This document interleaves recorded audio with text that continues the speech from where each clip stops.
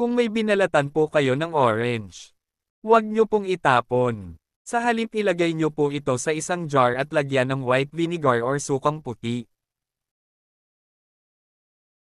Tapos hayaan po nating nakababad ang balat ng orange sa sukang puti sa loob ng 2 hanggang 3 linggo. Pagkatapos ng 2 o 3 linggo, kumuha po tayo ng spray bottle. Lagyan po natin ang ibinabad nating sukang puti sa balat ng orange. At lagyan din po natin ng tubig. Kumbaga ang sukat po nito ay 1:1.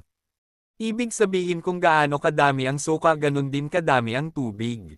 Napag-alaman na ang white vinegar ay magandang ipanglina sa aling sulok ng ating bahay, at kayang pumuksa ng iba't ibang bakterya at viruses nito. Gumamit lang tayo ng balat ng orange para lalong bumango.